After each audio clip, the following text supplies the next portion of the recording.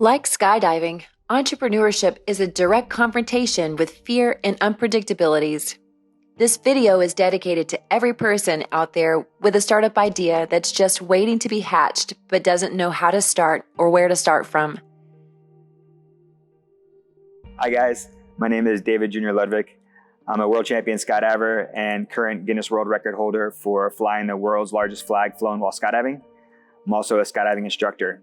I've been jumping for about 20 years and have a little over 18,000 skydives. Hello guys, my name is Faris. I'm a serial entrepreneur, venture builder, and startup coach.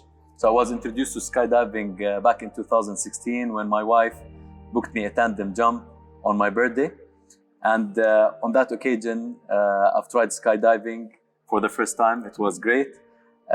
In that year, I also decided to switch careers and venture into startups. I also decided to take my skydiving license. And this is when I learned that there is more to skydiving than being an extreme sport.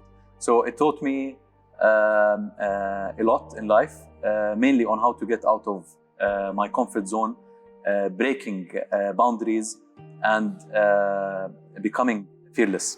Yeah, so today we're gonna have a chit chat, me and my great friend and skydiving instructor, Junior, about the similarities between skydiving as a sport and venture building in startups, and how the most common factor in between, which is fear,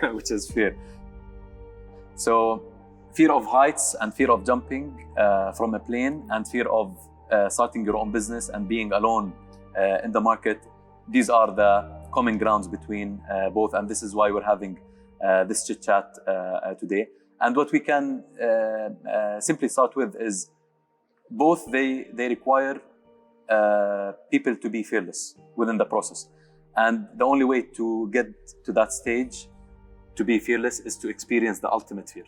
And to trust the process. 100%. What can you tell us about the skydiving process? In skydiving, there's a clear process of what happens. A student shows up to the skydiving center. They want to make their first jump. They're going to sit through a ground school.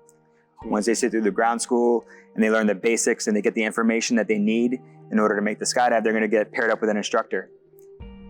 The student and the instructor go through, they get the gear together, they check the gear, right? They make sure they have all the tools they need to make that skydive. They plan the skydive, what's going to happen on the jump for that particular day. And once all that planning and everything is done, they check everything again and they get in an airplane, they start their ride to altitude.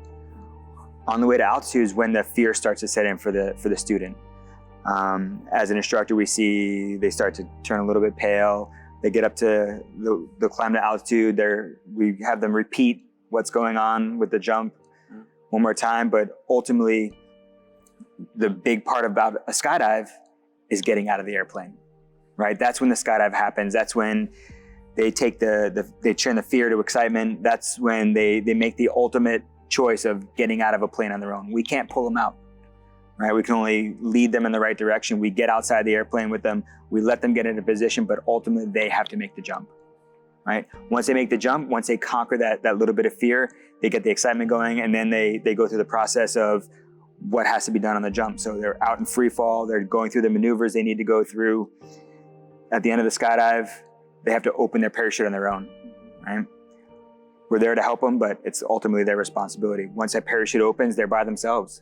They've got to navigate the parachute down to the ground to the right spot and ultimately land safely so that they can pack up their parachute and they can go for another jump. It's true.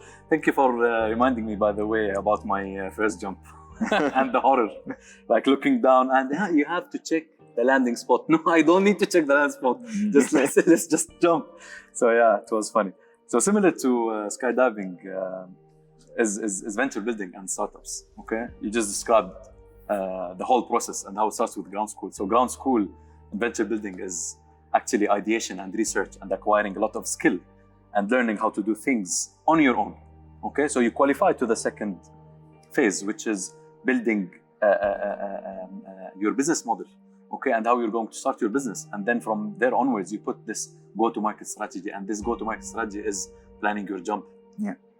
And going to market alone is your jump, okay? It's lonely, it's horror, It's scary, but it's okay. These little tiny whispers, okay, that keeps playing in your head as as a startup founder or first time startup founder will all fade away, and it's gonna be quiet and nice and beautiful in free fall, which is customer discovery, right? Yep. And then deploying the canopy. You spoke about deploying the canopy. This is, I would say, converting the first lead or finding the first lead. And this first lead needs to convert by hook or by crook. And this is whereby you have to learn how to land in a pattern and land safely. And this is your first contract. And then it's joyful, it's cheerful, it's a lot of learning, and then you repeat it over and over again, right? Amazing. Thanks a lot, Junior. Awesome, man. See you in the sky. Thanks. Cheers.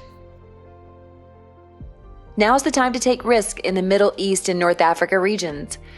I encourage all of you to get out there, design something new, something exciting, something you've always wanted to do. Go, jump, and get out of your comfort zone.